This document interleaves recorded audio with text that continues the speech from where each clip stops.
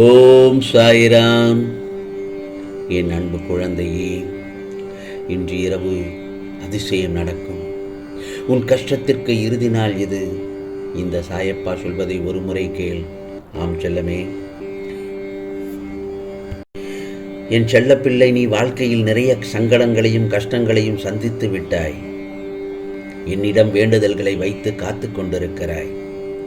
சாயப்பா எல்லாவற்றையும் நிவர்த்தி செய்து விடுங்கள், நான் கஷ்டப்பட்டதெல்லாம் போதும் என்று கவலைப்படாதே.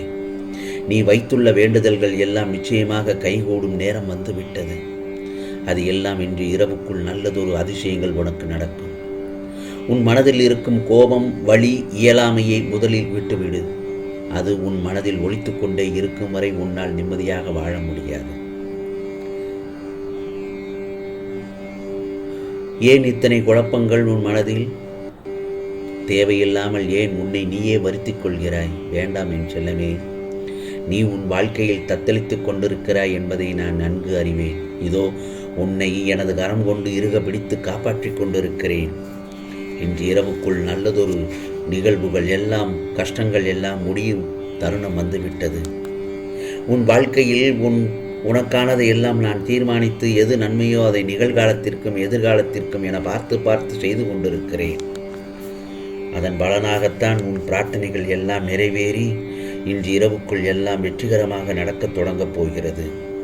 உன்னை அலங்கரிக்க எல்லாம் தயாராகி கொண்டிருக்கிறது. நிச்சயம் நீ மகுடம் சூடுவாய். ஆம் செல்லமே, நான் ஒன்று சொல்லட்டுமா?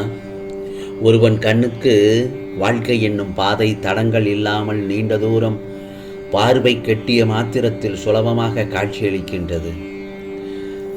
இன்னொருவன் பார்வைக்கு, மற்றவனுடைய பார்வைக்கு அதே பாதை கல்லும் முள்ளும் செடி கொடிகளும் அடர்ந்து காணப்படுகிறது. அதை கண்டு பயப்படாமல் செடி கொடிகளை வாள் கொண்டு வீசி எறிந்து சுத்தப்படுத்தி பாதையை கடந்து செல்வதுதானே மன வலிமை படைத்தவனுக்கு அழகு.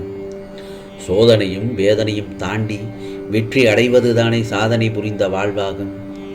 ஆகவே இப்படிப்பட்ட வாழ்க்கைதான் உயர்ந்த வாழ்வு என அறிய வேண்டும் என் செல்லமே. நேர்மையாக, நாணயமாக, மற்றவர்கள் மதிக்கத்தக்க வாழ்க்கை நடத்த வேண்டும் என நினைத்து வெளியே கிளம்பி விட்டால் இந்த சமூகத்தில் உனக்கென ஒரு வேலை இல்லாமல் போய்விடுமா? யானை மேய்கிற காட்டுக்குள்ளே ஆட்டுக்குட்டிக்கு தழையில்லை என்ற வளமொழியை உணர்ந்து பார்த்தல் நன்மை பயக்கும். ஆம் செல்லமே, நீ வாழப் பிறந்தவன் என் செல்லமே. இந்த நாட்டையே ஆழப் பிறந்தவன். அந்த மாதிரியான மனதில் தன்னம்பிக்கை கொள். தோல்வி ஏற்பட்டு விட்டால் ஒருவன் செய்து வரும் முயற்சியை விட்டுவிட வேண்டும் என்று அர்த்தமே இல்லை. அதற்கு மாறாக இன்னும் கஷ்டப்பட்டு உழைக்க வேண்டும் என்பதை தான் அது காட்டுகிறது. ஆம் செல்லமே, ஆமையை தன் ஓட்டிலிருந்து தலையை வெளியே நீட்டும் போதுதான் அது இருக்கும் இடத்தை விட்டு முன்னுக்கு நகர ஆரம்பிக்கிறது. இந்த உண்மையை புரிந்து கொண்டால் வாழ்க்கை உன்வசப்படும். நன்மை செய்பவர்கள் யாரும் நமக்கு பகைவர்கள் இல்லை. நம்மை வெறுப்பவர்கள் யாரும் நமக்கு பகைவர்களும் இல்லை. இப்போதெல்லாம் சின்ன சின்ன செயலுக்கு கூட பொறுமை இல்லாமல் கொதித்து போய் விடுகிறாய். இதனால் பகைமை வளர்ந்து விடுகிறது. இந்த பகைமை நாளடைவில் நம் உறவுகளையும் நட்புகளையும் இழந்து ஒன்றில்லாமல் செய்து விடுகிறது. உன்னை திட்டுபவர் அல்லது உன்னை துன்புறுத்துவோர் மீது உனது இதயத்தில் எந்தவிதமான பகைமை உணர்ச்சியையும் ஏற்படுத்தி கொள்ள வேண்டாம். வெளிப்படையாக கோபத்தை காட்டுவதை விட இது மிகவும் மோசமானது. இது மானசீகமான ஒரு வகையான புற்றுநோய் மாறிதான். பகைமையை வளர்க்காதே, மறந்துவிடு, மன்னித்துக்கொள். இது ஏதோ வெறும் லட்சியவாதி வழமொழி அல்ல என் செல்லமே. உன் அமைதியை பாதுகாக்க ஒரே வழி இதுதான். உள்ளே பகைமை வளர்ப்பது என்பது ஒருவனுக்கு மிகுந்த கெடுதியை செய்யும். உனக்கு தூக்கம் போய்விடும். உனது இரக்கத்தை நீ நஞ்சு ஆக்குகின்றாய். இரத்த கொதிப்பும் படபடப்பும் உன்னிடம் அதிகரிக்கும். அந்த சமயத்தில் பகைவனை அழிப்பது என்றால் பகைமையை அழிப்பது என்றுதான் அர்த்தம். பகைவனை கொள்வதல்ல. அப்படி செய்தால் பகைமை அழியாது, வம்சமாக தொடரும் என்று. ஆகவே நம்மை வெறுப்பவர்கள் நமக்கு பகைவர்கள் இல்லை. நம்மால் வெறுக்கப்படுபவர்களே நம் பகைவர்கள். பகைமை மறப்போம். அன்பை செலுத்து என் செல்லமே. நான் இன்னொன்று சொல்லட்டுமா?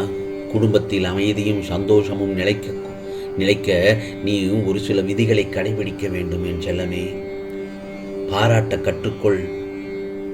வீட்டில் உள்ளவர்களை அவர்களை சின்ன சின்ன செயல்களுக்காக பாராட்ட கற்றுக்கொள்.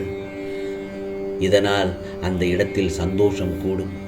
ஆம் செல்லமே, நம் தோட்டத்தின் அழகு அதில் எத்தனை பூக்கள் இருக்கின்றன என்பதில்தான் உள்ளது.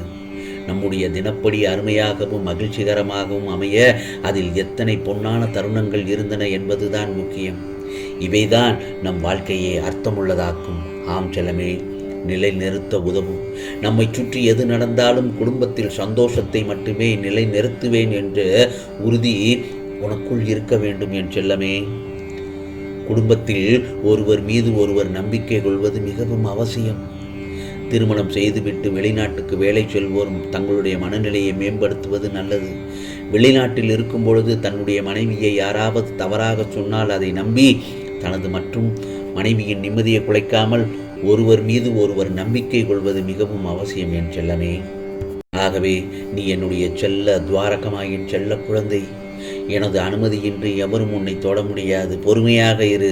நான் சொல்பவற்றை அமைதியாக பொறுமையாக கேட்டு மனதில் கொஞ்சம் நிறுத்தி நான் சொல்வது சரிதானா என்று சற்று ஒரு முறைக்கு இருமுறை யோசனை செய்து அதை கடைபிடி என் செல்லமே.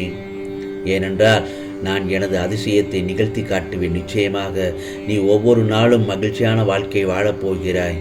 இது சாயப்பாவின் சத்திய வாக்கு. உன்னுடைய என்றும் நான் இருப்பேன். நான் இருக்க பயமேன். இன்று செயல் மூலமோ அல்லது சொல் மூலமோ ஏதேனும் நபர் மூலமாகவோ மகிழ்ச்சியான செய்தியை உன்னிடம் வந்து சேர வைப்பேன். இதுவே பிரார்த்தனை நிறைவேறுவதற்கான முதல் அறிகுறி. உறுதியாக நம்பு என் செல்லமே. நீ என்னை நினைக்கிறாய் தானே? இதோ வந்துவிட்டேன். இதோ உன் துன்பங்களும் துயரங்களும் தீர்ந்து மகிழ்ச்சி வரும் காலமும் வந்துவிட்டது.